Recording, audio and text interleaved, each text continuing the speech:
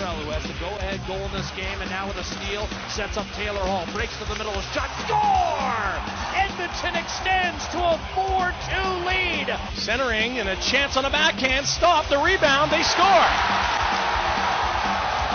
Taylor Hall has opened the scoring on the power play. Out to Hemsky, top of the circle, winds, fires, save, quick, rebound, backdoor, shot and goal! Taylor Hall wins it for Edmonton!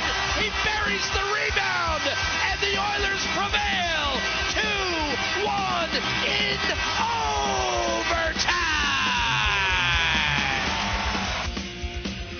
Welcome back to Hockey This Morning, NHL Network Radio on Sirius XM, and happy to welcome to the program from the Oklahoma City Barons, Taylor Hall. How you doing, Taylor? Pretty good, yourself? I'm doing well, thank you. Let me ask you first and foremost about the experience here so far, being in the American Hockey League. I mean, you've had the success in junior. You jump right to the National Hockey League, so you're getting your first taste of the American Hockey League here on a full-time basis. What's it been like? It's been fun. We're starting to win a lot as a team, and it's a bit of a change coming down here to a different style of play, but at the same time, it's still hockey. So I'm still improving as a player. I'm still getting a lot better in a lot of areas, and I'm having a lot of fun at it too. So there are certainly some upsides to the whole situation that we're involved in with the lockout, right? Yeah, no, it's not all bad.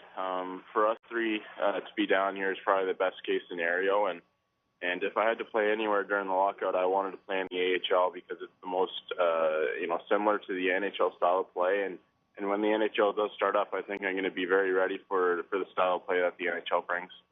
You were the player of the week recently in the American Hockey League, and so the impact is obviously being made. I think what surprised a lot of people was that nobody from the three of you, being Ryan Nugent-Hopkins and Jordan Eberle, actually won the award earlier on.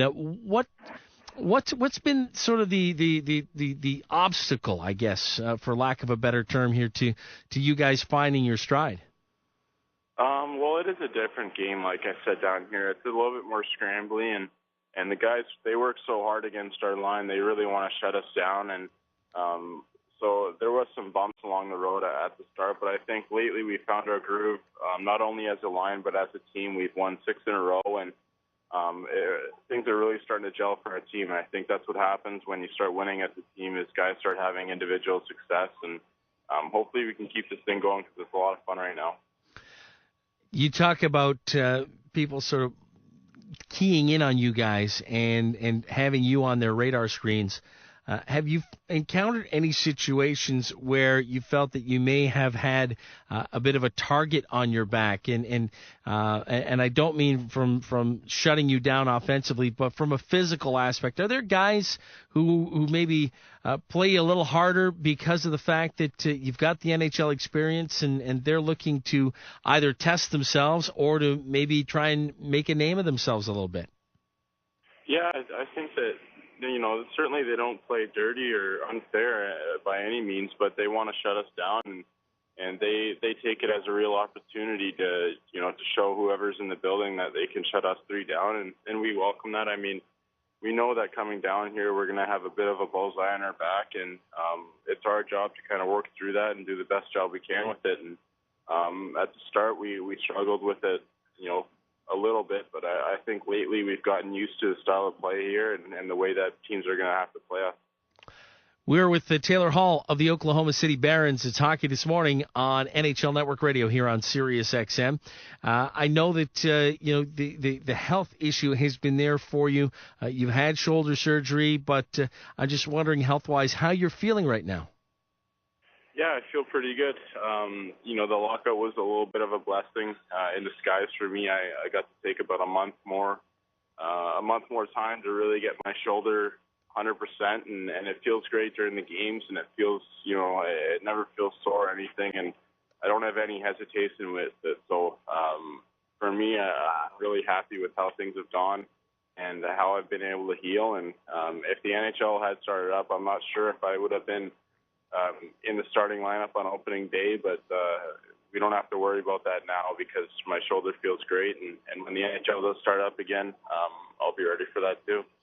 We're almost into December, and so people's attention certainly is going to turn to the World Junior Championship, and it's a tournament you've had experience in. You played in 2010, but you've also had lots of other international experience with Canada, winning in the under-17, winning gold in the under-18. You won at the Ivan Halinka Memorial Tournament, back-to-back Memorial Cups. I mean, at some point, do you just sort of sit back and realize how much you've done and how much you've won at such a young age? I mean, it really is quite a resume so far. Yeah, definitely in my junior career, I had it really good. I played on a lot of great teams, and for me to go play in Windsor was a great opportunity for me to grow as a player. I owe a lot to what they taught me and how they really raised me as a hockey player. And then coming to Edmonton, I think you can see that we're building the pieces to get a team like that. And too bad that the NHL is not in season right now, because I think this is the year that we would have taken that step and started winning like I had been used to before I got there. So that's the most exciting part about our franchise right now is, and especially for a player like me, is knowing that we have the potential to be like that. Who do you think is maybe more frustrated with the situation that we're in right now? A young guy like yourself who just signed a long contract extension, or some of the older guys who may not have that many years ahead of them in the National Hockey League? I think both. Definitely the older guys that, we're looking forward to maybe, being on a new team or playing with some young guys and, looking forward to finishing their career in the right way. And then there's us who we think we're really going to have a good team this year, and we're going to take that next step. And we're just, finally getting used to the way the NHL is. And then now we're stunted with this lockout. So there's frustration on both sides, the owners and the players, and there's frustration throughout the whole Players Association, because we can't play the game that we love, and we can't play in front of our great fans. It sucks, and I hope to God that we can get this thing sorted out soon, and we can get back to playing, and hopefully the fans support us when we do come back. This is Hockey This Morning on NHL Network Radio here on Sirius XM. Mike Ross along with Taylor Hall of the Oklahoma City Barons. Right now, looking forward to returning to the Edmonton Oilers. And it really has been an interesting ride for you early on here. You walk into Edmonton, you get number 4 from Kevin Lowe, the only other guy to ever wear it in its history. So right there, that was a pretty cool move by him. I'm wondering about the influence of a guy like Kevin Lowe on your career early on here. Well, yeah, that was certainly a pretty cool opportunity. I think when I first got drafted, he had mentioned something about that, and then he called me throughout the summer and said that he thought it would be a kind of a cool introduction for me to wear number 4 and for him to give it to me, and then along with Magnus and Jordan, they would get their numbers as well. So it was very cool of him to do that. I think he wanted me to feel welcome. Just by wearing my old number that I wore in junior, and it did make me feel welcome. Kevin's a nice guy, he's an intense guy, and he's done a lot of really good things for the Oilers franchise. I know that Tom Rennie's no longer the head coach there, but can you talk a little bit about the impact that he had on your young hockey career? Tom was great. For a coach to treat us young guys like he did through our first 2 seasons and give us the opportunity like he did. We had a pretty long leash, and he knew that that long leash and that opportunity would help us grow as players, and certainly did. I don't think we'd be where we are today if it wasn't for Tom. He was a very nice guy. He treated you with a lot of respect, and I learned a lot from him. Taylor, it's been fun watching and following you so far in your NHL career, and I know that this isn't the ideal situation. You'd certainly rather be playing in the National Hockey League, but we are enjoying you so far this season in the A. It's certainly a different setup down there. I mean, we got a little bit of a glimpse at Oklahoma City from time to time through the oil change reality show. How close was that show to the real thing, to the actual life that you guys live, either in Edmonton or in Oklahoma City? The producers of that show did a really good job of dictating and showing how we really, do live our lives on a day-to-day basis. And it's nice having those guys around. I think whenever you get to watch it, you kind of chuckle at yourself or at other guys thinking about, good pastimes or whatever. But that show is a good show, and I know my family loves watching it and keeping in tune with what we're doing on the Oilers.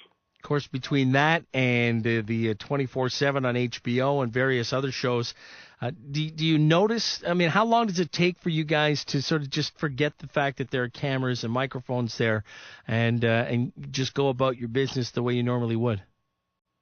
Yeah, I don't really notice they're around. I mean, we have a camera in our dressing room that is attached to the ceiling and kind of spins around the whole time and is always watching us, and you notice that, but other than that, they don't make themselves too noticeable, and we're not really going to change the way we act or the way we play or anything just because we're on camera or they have us mic'd up. It's just be yourself, and hopefully you can show a good show for the fans on TV.